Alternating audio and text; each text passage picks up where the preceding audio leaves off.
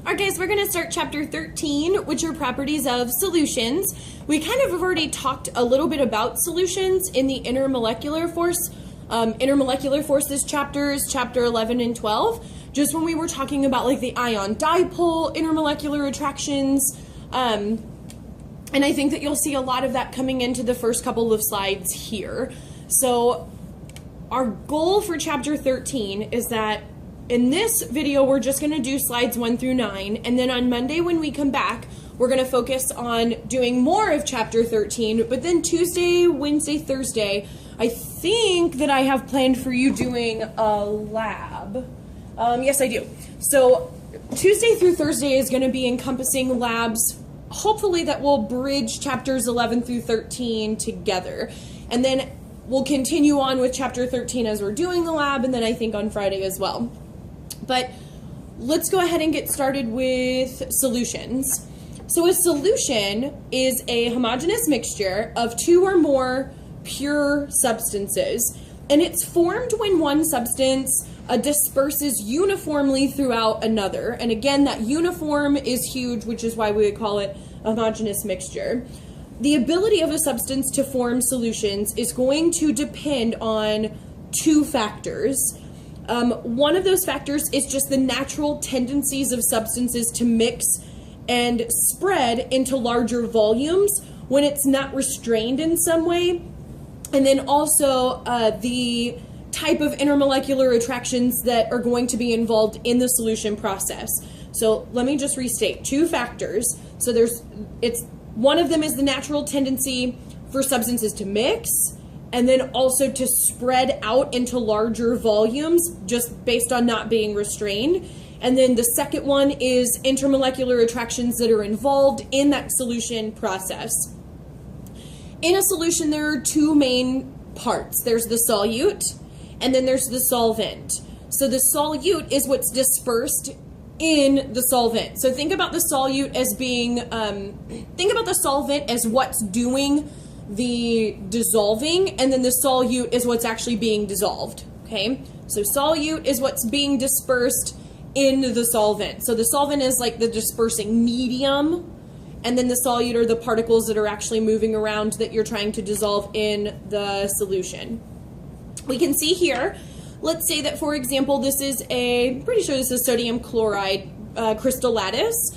And then we see that we have the water molecules that are surrounding that sodium chloride crystal structure.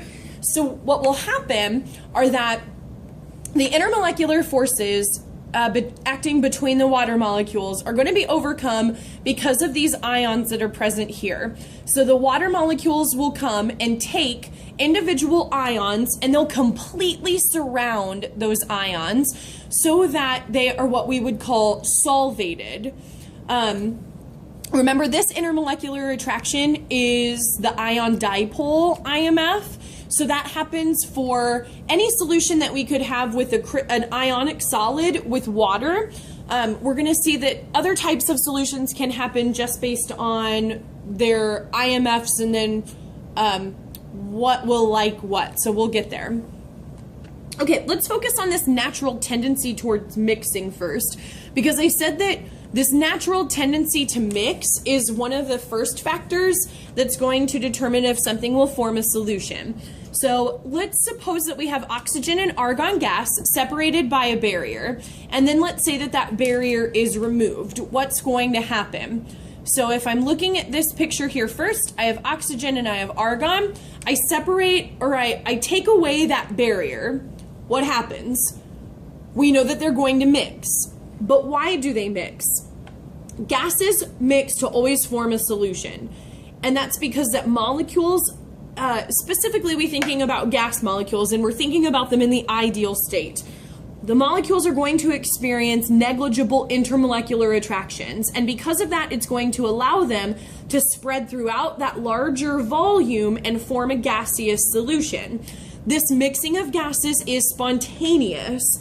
And it's spontaneous because it occurs without any energy from the outside, from the surroundings, from outside of that system.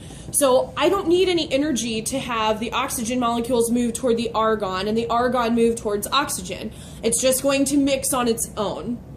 there's a big key word here, and we're going to focus a lot more on entropy whenever we get to thermodynamics, but we'll at least introduce it now because solutions really depend on entropy. Entropy is, if we wanted to define entropy, it's really just the amount of disorder, the amount of chaos that happens within a system. If we want to give maybe an analogy or an example, the universe is always going to move toward disorder. When you go home and you put your book bag down, or you think about how your room is, the state of your room when you get home, it's probably more messy than it would be clean. And that's because how easy is it to just drop something where it is and then leave it there? It's a lot easier. That's disorder. But it's going to take a lot of energy to get all of the things back together and to put things back where they go.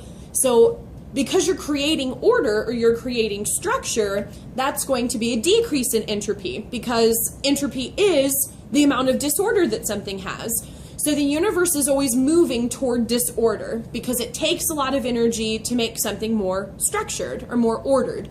So a solution would rather move, or solution works because we would rather move how we want to move freely without any energy input from the surroundings. So for example, when I move this barrier, it's going to be more entropic for these particles to just move however they want. And that's going to be in a state of just moving in a type of disorder. Versus if I'm looking over here at oxygen and argon, if I removed that barrier, I would have to have a lot of energy to keep the argon particles where they are versus the oxygen particles just where they are. So that would be less disorder, that would be very ordered, and that would be less entropic. So there would be less entropy there. Okay, so hopefully that makes a little bit more sense. So the extent of spreading of molecules and their associated kinetic energies is going to be related to entropy. So when mixing occurs, entropy is going to increase. That's a great type of question that they may, a big overarching question that they could ask you on the AP chemistry exam. So when mixing occurs, entropy is going to increase. And it is the balance of tendencies of systems to increase their entropy and decrease their energy, decrease enthalpy. And this determines whether a process is going to be spontaneous. So how do I determine if something's spontaneous or non-spontaneous? I figure out, is there an increase in entropy? Because that's going to make something spontaneous. If something's just going to happen without any energy that's going to be involved from the surroundings, and then also any type of decrease in energy or enthalpy, that's going to make something spontaneous.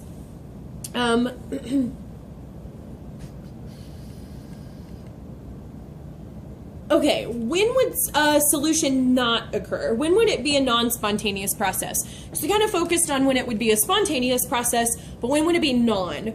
Mixing would not occur spontaneously if the molecules are going to be held by really strong intermolecular forces. So a solution has to happen because the intermolecular forces that are attracting the solute and the solvent are greater than the intermolecular forces that are holding each of those individual molecules, the solute, and then the solute-solute interactions and the solvent-solvent interactions. So I need the solute-solvent interactions to be greater to form a solution. And we'll look at that in just a second and talk about that a little bit more. And then also, if it were a non-spontaneous process, is if there would be a barrier that's a physical barrier that's actually just separating the two types of gases or two types of liquids or whatever we're looking at there. Okay, so intermolecular forces between solute and solvent, we already said this, must be strong enough to compete with those between the solute particles and then those between the solvent particles. So what we're saying when we talk about sodium chloride crystal in water, we're saying that the hydrogen bonding holding the water together and then the ionic bonding holding the ionic or sodium chloride crystal together, both of those individually are not strong enough to keep each of those together versus the ion dipole interaction that will take all of the water molecules, will take each of those ions and then surround them and what we would call solvate them or hydrate them. So those intermolecular forces are going to be stronger than just the ones holding each individual piece together. So as a solution forms, the solvent pulls solute particles apart and will surround them. So we see that really here. So we see that if I'm looking at my chloride ion, so that was the green one, if we're looking at that chloride ion here, then all of the hydrogen is going to surround that chloride ion versus the oxygen is going to be pointed away. The sodium ion is going to have the oxygen, which is that partial negative part of the dipole in water, toward the sodium ion, which is going to be cation, positively charged. That should make sense. So because of this, each of those ions are surrounded by the water molecules, and that's what's going to hydrate each of the ions and form the solution. So let's talk about solution formation. We can have different types of solution formation. So the one that we've really focused on is the ion dipole, and that's because it's usually the one that happens most often, or the one that I think we are most experienced with. We could also have a solution formation based on hydrogen bonding. So an example of that could be ethanol in water. Ethanol is going to be miscible in water, just meaning that it can dissolve in water, or it could interact. It could be the solute in water being the solvent, and that's because of hydrogen bonding.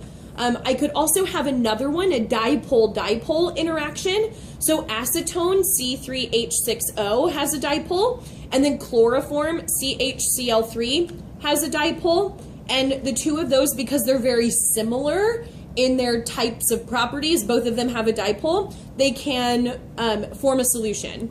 Also, I can have two different things, heptane and pentane. Both of them are just carbon-hydrogen chains. Because they interact with dispersion forces, they can form a solution with one another. There's a really big hint here. I have two things that are very similar, heptane and pentane. They both have dispersion forces. They can form a solution. I have two things with dipoles. So a solution can form with dipole-dipole. What I want you to find is that the trend here is that likes dissolve likes. Things that are non-polar in characteristics will dissolve in a non-polar substance. So non-polar likes non-polar. Polar likes polar. So if I'm thinking about a dipole-dipole, acetone and chloroform are both polar substances. So polar will dissolve polar.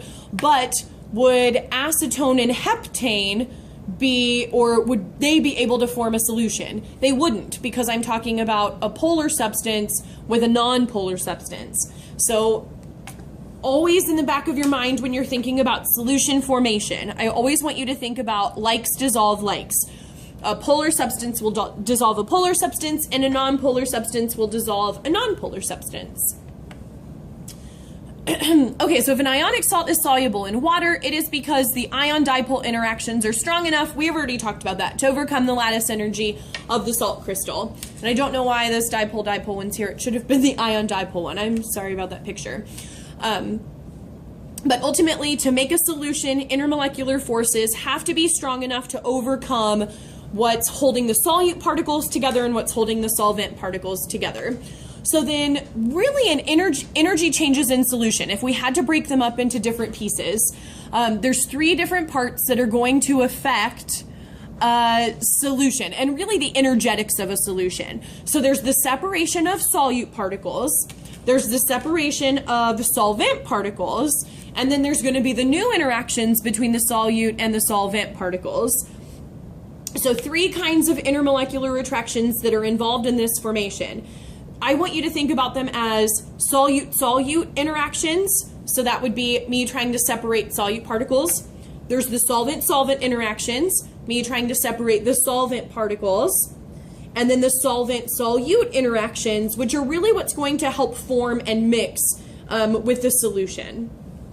So the extent to which one substance is able to dissolve in another, it depends on all three of these types of interactions. So solutions form when the magnitudes of this one, when the interactions between solute and solvent are greater than both of these combined. Okay, so solute-solvent interactions has to trump solvent-solvent and then solute-solute.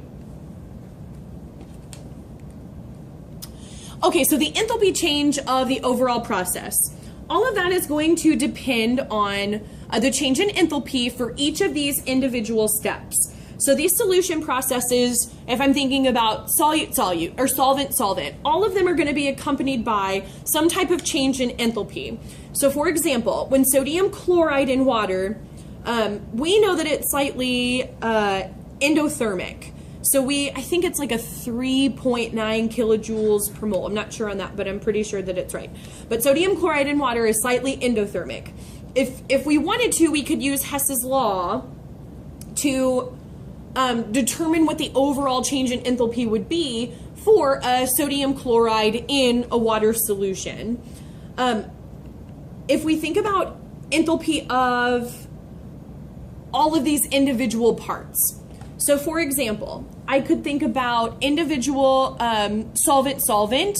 So this would be my change in enthalpy of solvent, and that would come along with a corresponding number that they would give you. I also can have a change in enthalpy for the solute. And then I would also have if I added those two together, so I took solvent and solute, added them together, I get this total amount of energy. I also need to figure out what would be the solvent and solute interactions. So if I think about that solute and solvent interaction, and then I talk about the mixture as a whole, I can see then that in this case, I can get an exothermic type of solution or an exothermic type of process. So think about a solution as being this. Solution should be the change in enthalpy of the solute plus the change in enthalpy of the solvent, and that should be also added to the change in enthalpy of the mixture. And all of that together is going to be your solution. Okay, so we're going to end here. We're going to start with slide number 10 when we come back on Monday, which is about charge density. And again, our goal is going to be on Tuesday, Wednesday, Thursday of that week to do lab. And I think we'll probably do a qualitative ion test just so we can see a bunch of different IMFs in their beautiful state. I hope you guys have a really great Christmas break, and I will see you on Monday. Bye.